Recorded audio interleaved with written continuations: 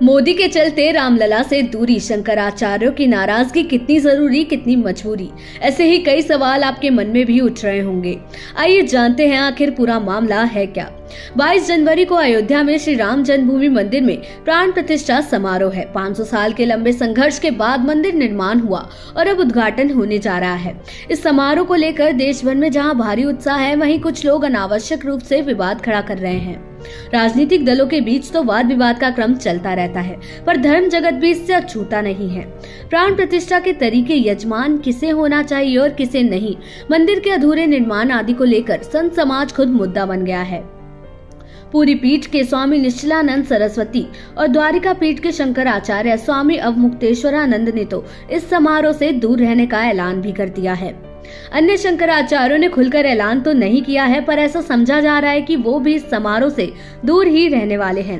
राजनीतिक दलों की मजबूरी तो समझ में आती है, क्योंकि उन्हें अपने वोट बैंक का भी ख्याल रखना होता है, पर शंकराचार्य इस समारोह से क्यों दूरी बना रहे हैं? अब शंकराचार्यों की मजबूरी कितनी है जरूरी, आइए जानते हैं। शंकराचार्यों की नाराजगी के मुद्दे। ज्योतिष पीठ के जगत गुरु शंकराचार्य स्वामी अवमुक्तेश्वरानंद सरस्वती महाराज ने कुछ दिन पहले ही राम मंदिर पर बड़ा बयान दिया।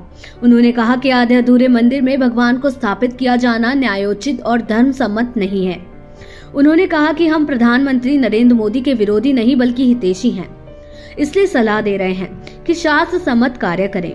उन्होंने कहा कि पूर्व में तात्कालीन परिस्थितियों को देखते हुए बिना मुहूर्त के राम की मूर्ति को सन 1992 में स्थापित किया गया था, लेकिन वर्तमान समय में स्थितियां अनुकूल हैं। ऐसे में उचित मुहूर्त और समय का इंतजार किया जाना चाहिए। इतना ही नहीं, उन्होंने राम मंदिर ट्रस्ट के महासचिव चंपत राय सहित सभी पदाधिकारियों के इस्तीफे की भी मांग की। वो चंपत राय के उस बयान से नाराज हैं जिसमें उन्होंने कहा है कि राम मंदिर रामानंद संप्रदाय से जुड़े लोगों का है, शैव और शाक्त का नहीं।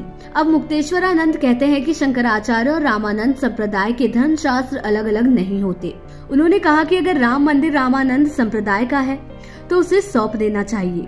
चारों पीठों के शंकराचार्य को कोई राग देश नहीं है, लेकिन शास्त्र सम्मत विधि का पालन किए बिना मूर्ति स्थापित किया जाना सनातनी जनता के लिए उचित नहीं है।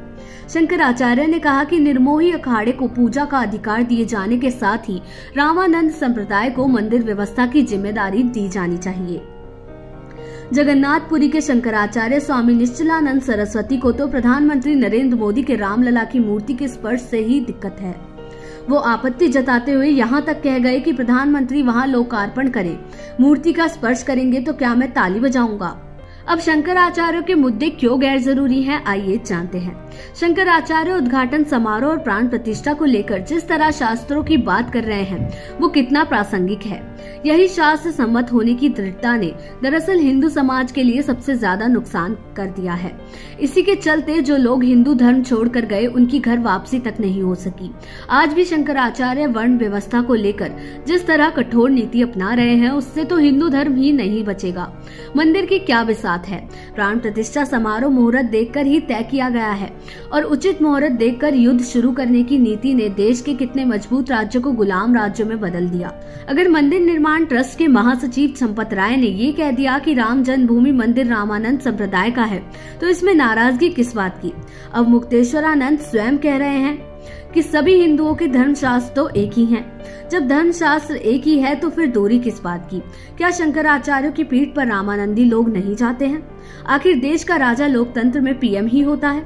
किसी भी मंदिर के समारोह में अगर राजा खुद शामिल होकर यजमान बनता है, तो इसमें तो शंकराचार्य को खुश होना चाहिए। क्या देश का पीएम कम्युनिटी होता तो मंदिर के समारोह में शामिल होता? देश दुनिया की ऐसी ही तमाम खबरों के लिए देखते रहें सहारा समय का डिजिटल प्लेटफॉर्म समय डिजिटल।